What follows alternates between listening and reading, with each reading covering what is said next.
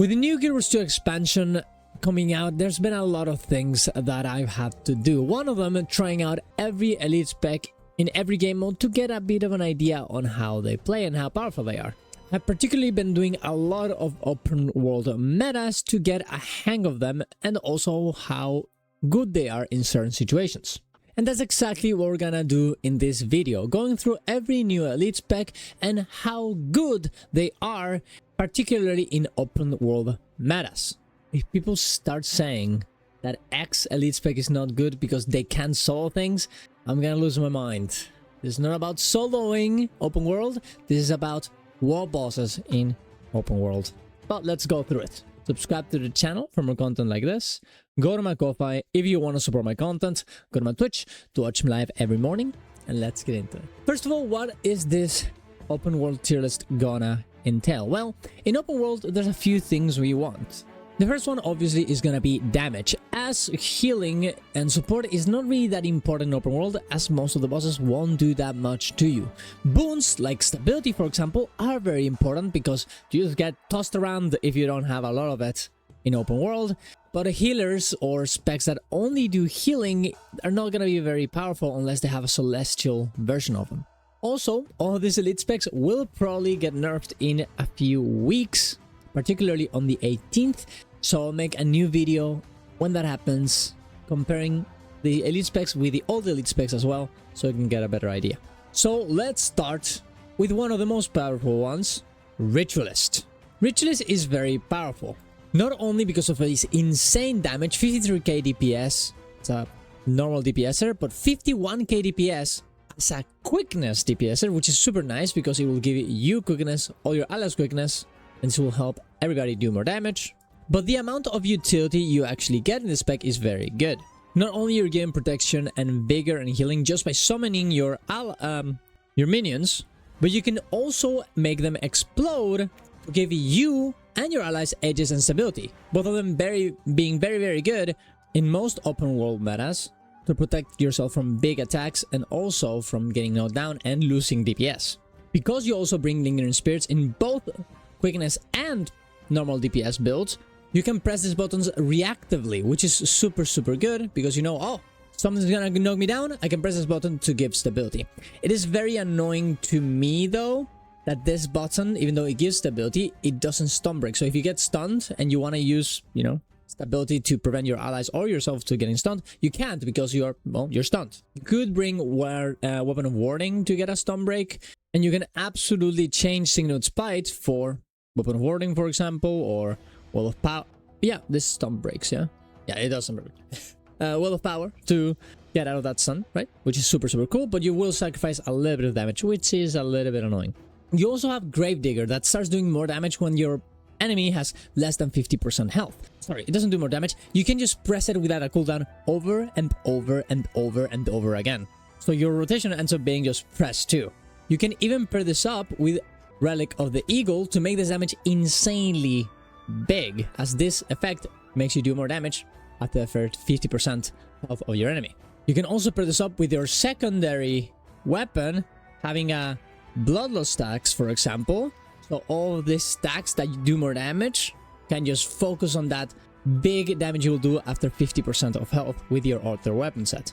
For these reasons, Necromancer has always been super powerful in open world, and it will continue to do so. And with Ritualist doing the damage that it does, and supplying that lack of support that some of the other power specs would usually have in Necromancer, particularly in terms of tankiness, this spec is an absolute S+. We'll have to see if it gets nerfed, but even if it does, I think it'll be one of the best specs to bring into honestly any content that is open world. There you go.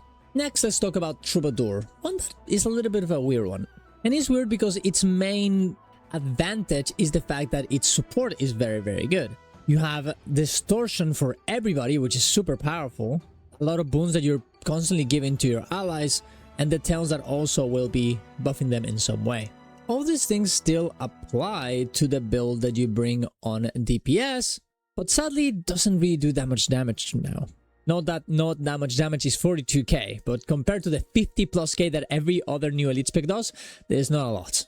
I've also found that keeping track of all of your instruments in this Elite Spec, particularly when you're doing a big meta, is very annoying and can really just become very overbearing very easily. It is very cool though that you have so much tankiness because of the buffs on attributes that you get, and the fact that you don't have clones to have to deal with. You have these little nodes that don't disappear each time you kill an enemy, just like you would do in Virtuoso, is absolutely very, very good in open world. But because of all these reasons, I don't think I can really put it anywhere that is like super good. It's not bringing something that really puts it out there as, oh yes, we need to have a Troubadour in an open world meta, otherwise we're not gonna do any damage. Even Ritualist is giving lifesteal to their allies, which is very powerful. But here, other than this AoE Distort, which is very useful. I mean, you can also use Aegis, right? It's not like we have a lot of anti-Aegis abilities in the open world that we're gonna get one shot for. It doesn't happen that much. Maybe I haven't thought about a special strat in one particular meta, but yeah, I think A, considering the damage that it does, it's a good place to put it. Amalgam is another one that is very interesting to me.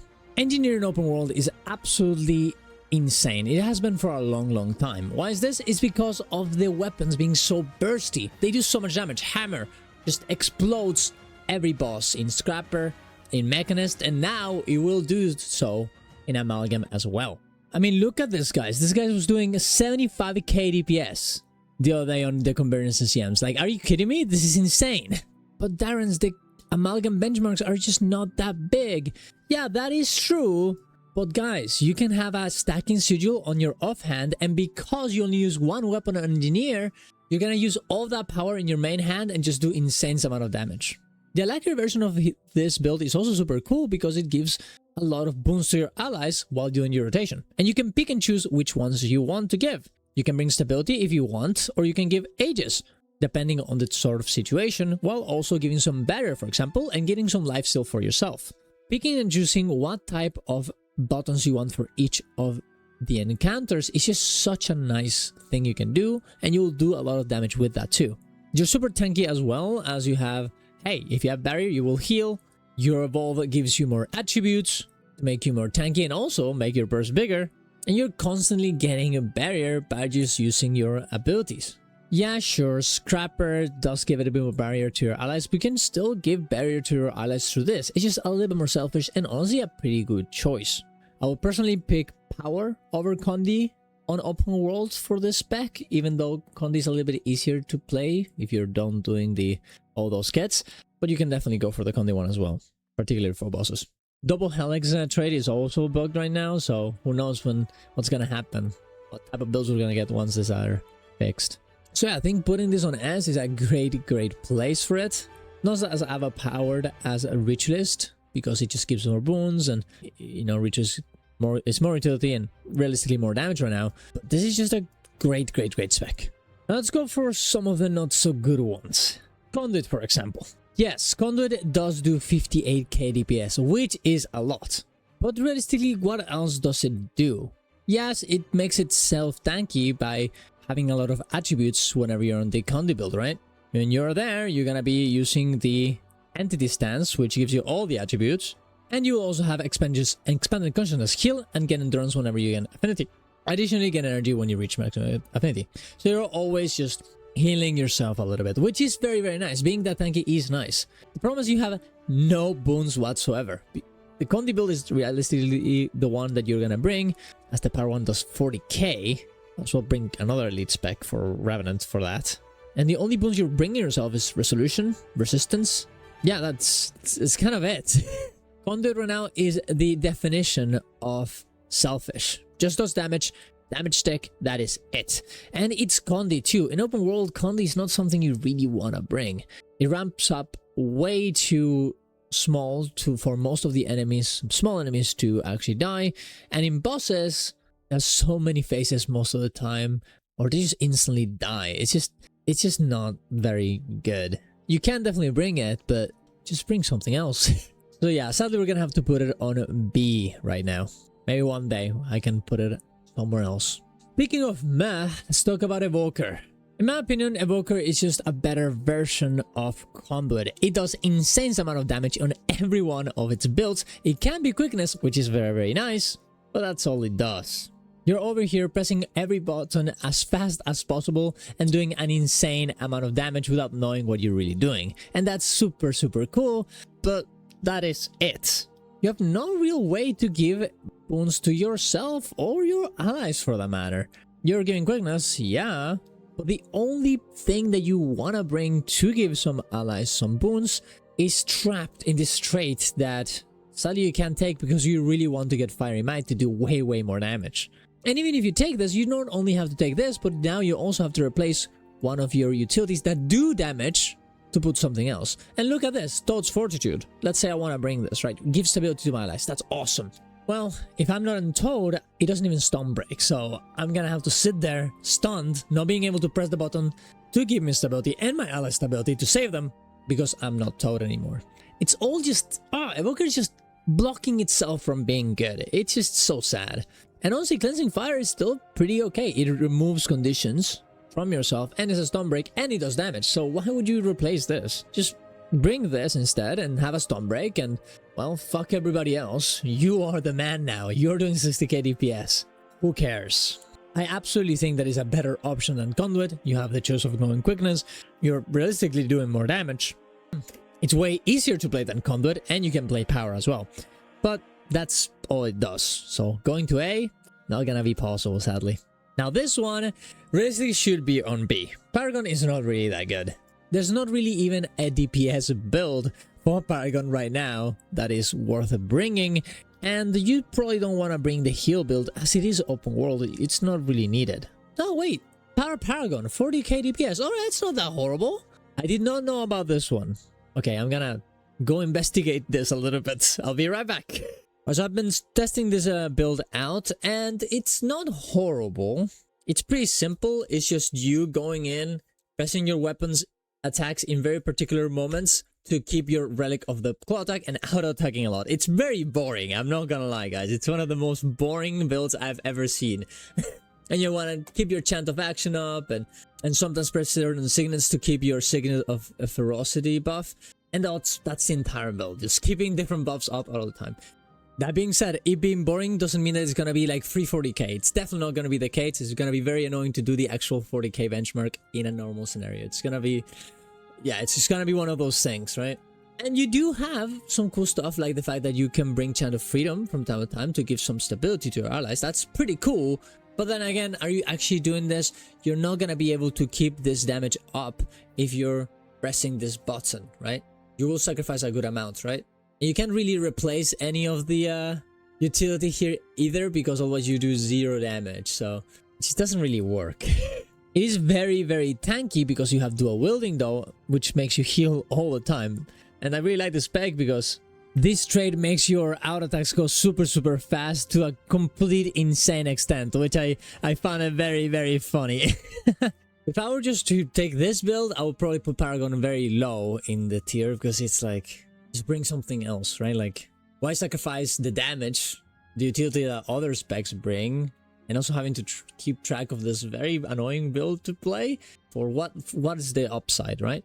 That being said, there's this secret celestial build that is not ready whatsoever, but I tried it out, and it was doing 20k DPS while also giving a good amount of healing and barrier to your allies. This is an open world, having a healer that does just a lot of DPS at the same time as giving a little bit of support could be the saving grace of Paragon in the open world. We'll have to see how this develops. Maybe we can push it a bit more to do 25k DPS, I don't know, we'll see, or give a little bit more healing. I don't know, but this could be very good. So I think I'll just wait it out and, you know, eventually maybe we can go to S if it goes very well. Alright, we have another one, and you guys are gonna get mad at me for this, but we have to put Galeshot on C. I'm sorry, guys. I hate to say it because I love Galeshot, but in open world, it does nothing. It's omega squishy, it gives no boons whatsoever, and it does, you know, it does do 50k DPS, which is fine, but at least Conduit did 58k. It's essentially Conduit, but it's ranged. And there's just so many other cool specs that you can bring that are ranged as well. You can play around it. You can give yourself some utility from Core Ranger to make it a bit better, but I just don't see what you would bring this. I would say in Decima particularly is very good because you can just do so much damage from outside, but it's like a very niche situation. In most situations, Galeshot is just gonna die. It's gonna explode. It's not gonna be able to set up its combos and do the damage it should be doing. I could maybe see you putting it on B with Conduit and Evoker, but at least Conduit has an insane amount of healing and Evoker has a little bit of boons, and it's so easy to play. Galeshot just, yeah. And the movement speed, it does have movement speed, which is nice, but okay. And do we really need that in open world? I don't think so. And now to trigger you even more, let's put Antiquary over here. And I'm gonna put it on S+, just below Ritualist. The insane amount of damage you can do with this elite spec on every option, Conduit, power, alacrity, all of it is absolutely great. You have so much utility that you can choose to get for yourself or for your allies. You can choose to play it exactly as you want in each situation. And you're playing the alacrity build, you're constantly giving barrier to your allies and yourself as well. Being able to choose which artifact for mobility, for healing is also super nice. You can even reflect things and block missiles. It's absolutely great. And you have so many possibilities on how to play it. You can play power, you play Conduit, you can play Conduit with scepter, you can play Conduit with dagger, you can play Conduit with spear, you can play power with rifle, with spear, with staff, which is essentially just pressing one button. All of this is just incredible. And I'm not gonna say that it's better than Ritualist. I think that's a little bit unhinged, right? And realistically, the only reason why it's winning over Amalgam is because it's doing way more damage than Amalgam right now. And I guess it gives a little bit more barrier, but it's just so much more flexible. So yeah, I think it deserves to be here. And for the last one, and the best one in my opinion, Luminary. There we go. But Darren's Luminary doesn't even do enough damage to get there. It only does 48k compared to the 53k from Ritualist. Yeah, that is true, but dude, you're Guardian. You have all of your virtues to give stability, ages to your allies if you take the trade. You can cleanse your Conduits with your F2. You can go into your Rain and Forge to solve any situation at any point ever, whether that is mobility to move around, blocking things and giving ages to your allies, healing them if you so want with your staff, or just doing damage with your hammer. You also, if you go for the DPS build, you bring Sovereign of Light, you're healing as much as a healer would do just by doing your DPS rotation. Are you kidding me? This is insane. It's not even comparable. And if for some reason that's not enough for you, okay, your baseline utility, you can pick anything in Guardian, which is known as having the most bust utility in the game. Oh, and by the way, you're also reducing the damage that all of your allies and yourself are taking with Luminary's Blessing. You can also go for the Alacrity version, which is a little bit less strong, I think, because you don't bring Sovereign of Light, so you're not healing them all the time. But, dude, this spec is just crazy. I don't know what to say. Honestly, it might even... Yeah, I'm just gonna do it.